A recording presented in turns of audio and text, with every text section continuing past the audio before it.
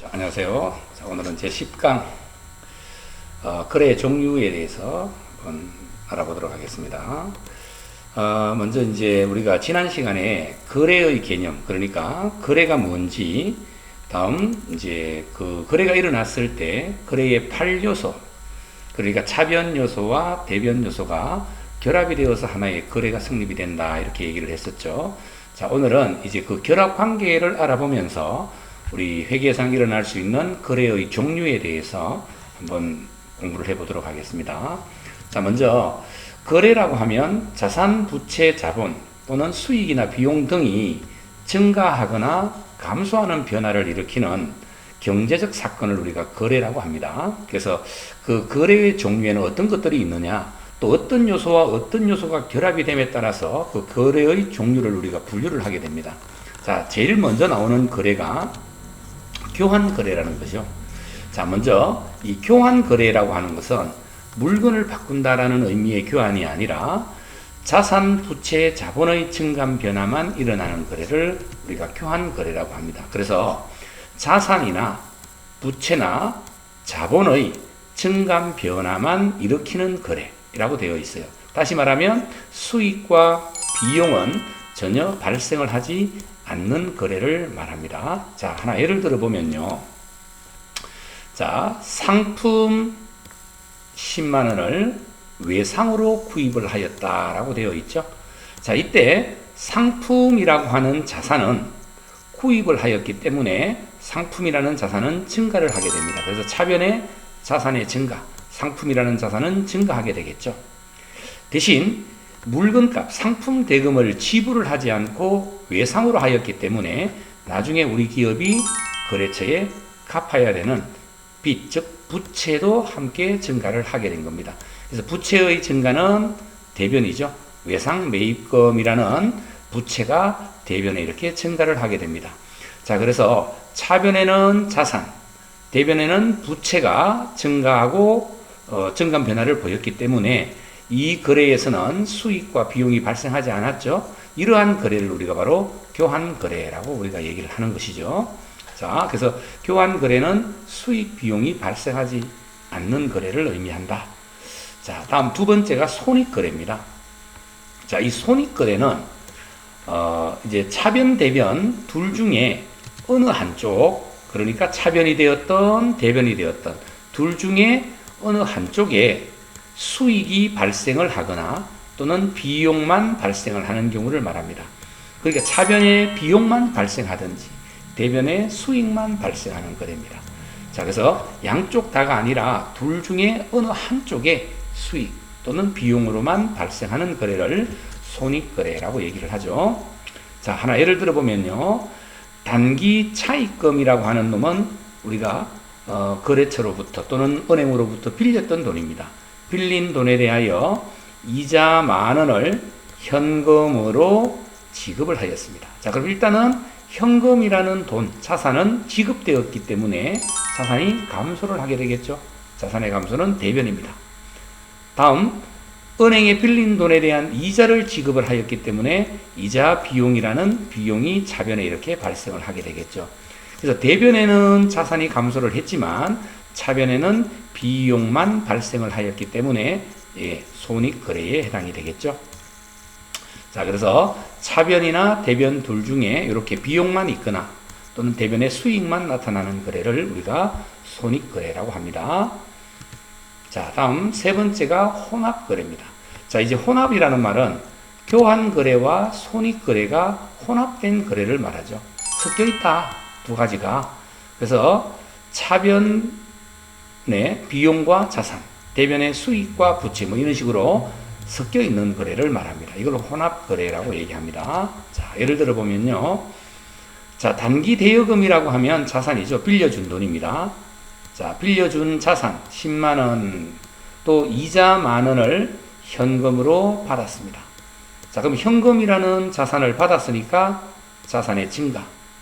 그죠? 현금이라는 돈은 들어왔으니까 자산이 증가했습니다. 그 다음, 빌려 주었던 돈을 돌려받았기 때문에 단기 대여금이라는 채권, 즉 자산이 감소하게 되겠죠.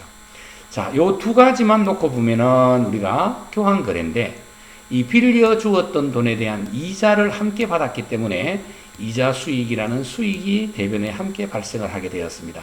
그래서 자산과 수익이 두 개가 이렇게 더해져 있다 해서 이걸 우리가 혼합거래라고 표현을 하게 되는 것이죠.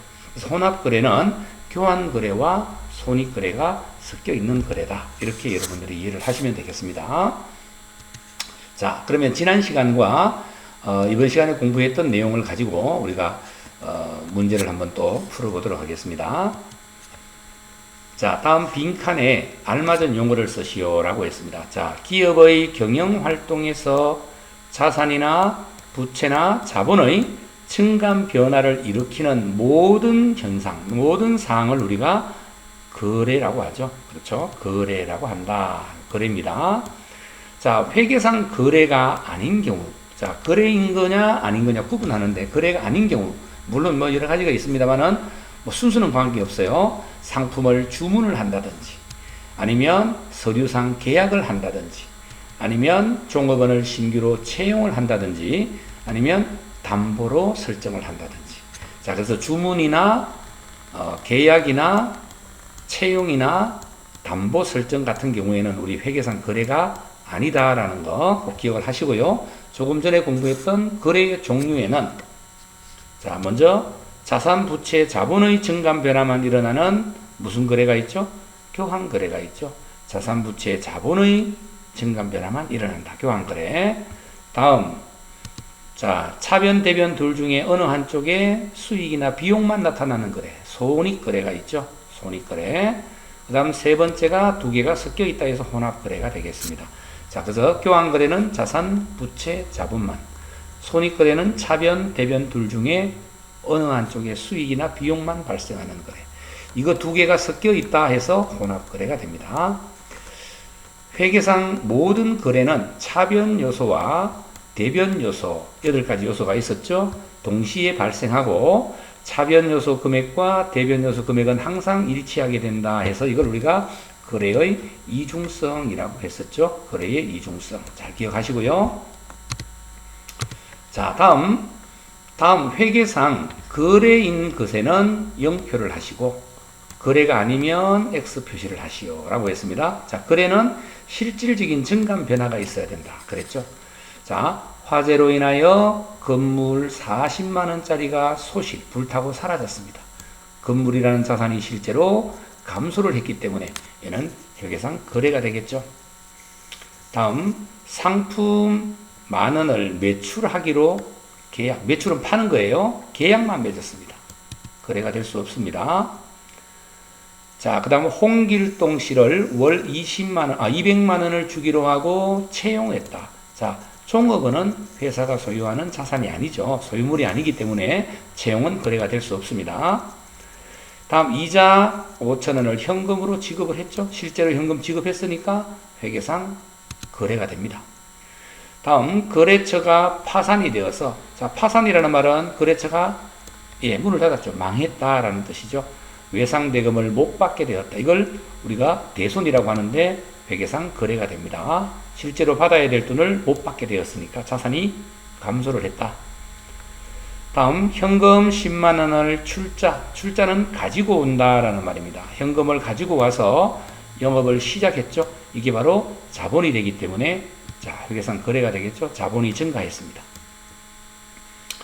자, 은행에서 빌렸던 은행에서 차입하기 위해서 토지를 담보로 설정하였다. 자, 은행에서 대출이나 돈을 빌리려 그러면 내가 가지고 있는 땅이나 건물 같은 걸 담보로 제공을 하게 됩니다. 그 담보 제공을 하였다 해서 토지나 건물이 은행으로 소유권이 넘어가는 것이 아니기 때문에 회계상 거래가 될 수 없습니다. 다음, 창고에 보관 중이던 상품을 도난당하다 그랬습니다. 자, 도난당했다라는 말은 그렇죠. 예, 도난은 도둑을 맞았다라는 뜻이잖아요. 실제로 보관하고 있던 물건이 사라졌기 때문에 회계상 거래가 되겠죠. 이거는 회계상 거래입니다. 자, 이와 같이 회계상 거래인지 아닌지, 또 거래가 일어났을 때 어떤 요소와 어떤 요소가 결합이 되어서 교환 거래인지 손익 거래인지 혼합 거래인지 이런 것들을 여러분들이 확실하게 구분할 수 있을 정도로 연습을 많이 좀 해주셔야 됩니다. 자, 오늘 수업 여기까지 하겠습니다. 수고하셨어요.